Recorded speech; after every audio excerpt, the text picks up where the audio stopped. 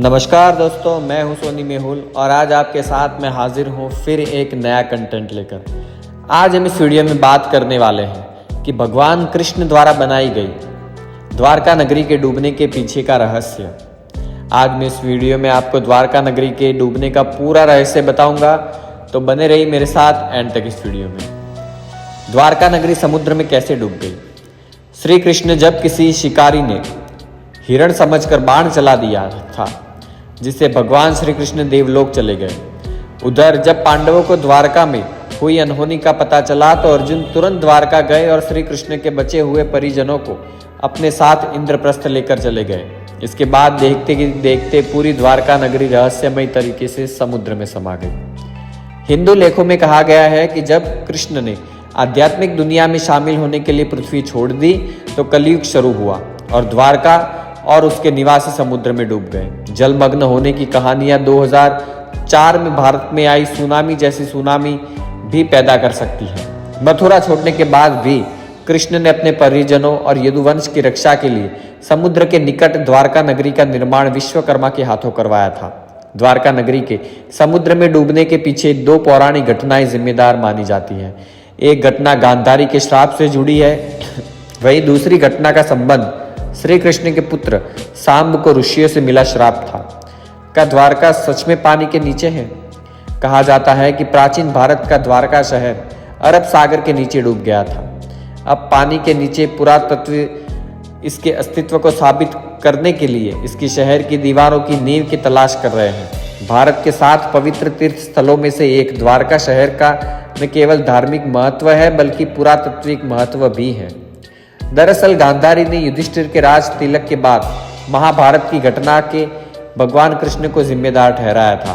अपने पुत्रों के मारे जाने के दुख और क्रोध की अग्नि में जलती हुई गांधारी ने श्री कृष्ण को श्राप देते हुए कहा था कि जिस प्रकार मेरे कुल का नाश हुआ है उसी और मुझे दुख दिया है, उसी प्रकार तुम्हारे कुल का भी नाश हो जाएगा।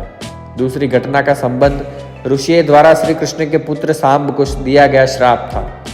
एक दिन जब महर्षि विश्वामित्र, कर्ण और देवर्षि नारद द्वारका पहुंचे तो वहां यादव कुल के नव युवक ने उनके साथ हंसी ठिठोली करने की सोची।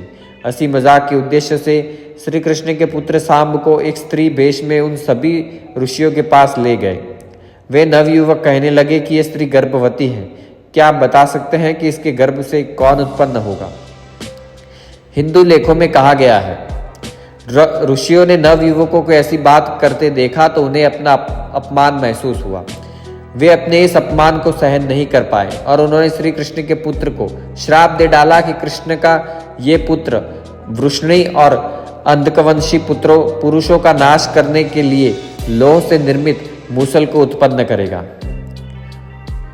उस मूसल के द्वारा तुम और तुम्हारे जैसे क्रूर लोगों के समस्त कुल का नाश हो जाएगा। साथ ही ये भी कहा कि उत्पन्न हुए उस मूसल के प्रभाव से केवल कृष्ण और बलराम ही बच पाएंगे। जब श्री कृष्ण को इस श्राप के बारे में ज्ञात हुआ तो उन्होंने कहा कि श्राप की ये अवश्य ही सत्य होगी। ऋषियों द्वारा मिला श्राप व्यर्थ नहीं जाएगा। ऋषि मुनियों का श्राप इतना प्रभावशाली था कि अगले ही दिन सांब ने मूसल को उत्पन्न किया। राजा उग्रसेन को जब मूसल के उत्पन्न होने की बात मालूम हुई तो राजा ने उस मूसल को चुराकर समुद्र में डलवा दिया। समुद्र में मूसल को डलवाने के बाद श्री कृष्ण और राजा उग्रसेन ने नगर में यह घोषणा करवाई कि आज से कोई भी वृष्णि और अंधकवंशी अपने गृह में मदिरा तैयार नहीं करेगा। यदि कोई ऐसा करता है तो उसकी सजा मृत्युदंड होगी। इस ऐलान के बाद सभी द्वारका वासियों ने मदिरा को घर पर नहीं बनाने का प्रण लिया। समय बीतता गया और द्वारका में अब सुगंध बढ़ते चले गए। रोज तेज आंधी चलने लगी और द्वारका नगर में चूहों की संख्या इतनी बढ़ने लगी कि द्वारका में लोगों से ज्यादा चूहे हो गए। अजीबोगरीब भयंकर घटनाएं होने लगी। इन्हें देखते हुए श्री कृष्ण को लगने लगा कि अब गांधारी का श्राप सत्य होने का समय आ गया है। श्री कृष्ण ने पक्ष की अमावस्या पर गौर किया तो ये ठीक वैसा ही योग है जैसा महाभारत के युद्ध के समय बना था।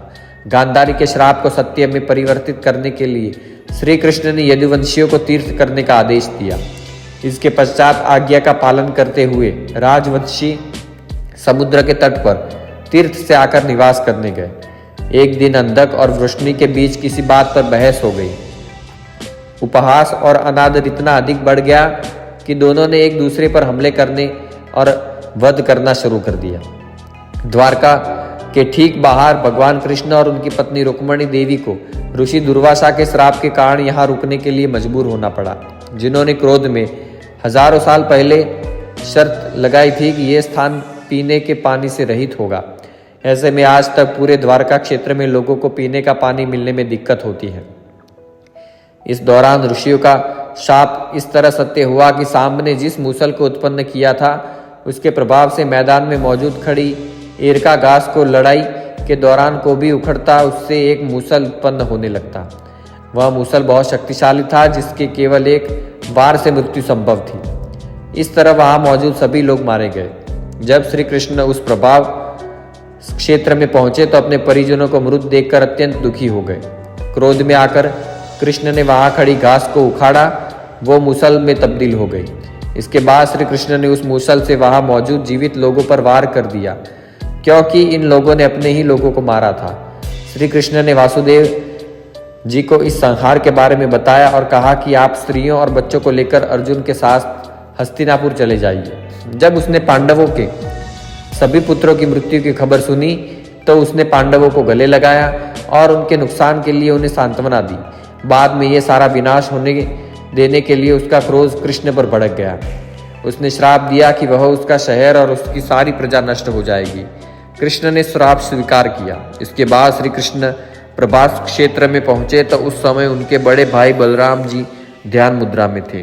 श्री कृष्ण को देखकर बलराम के शरीर से शेष नाग निकले और समुद्र में चले गए।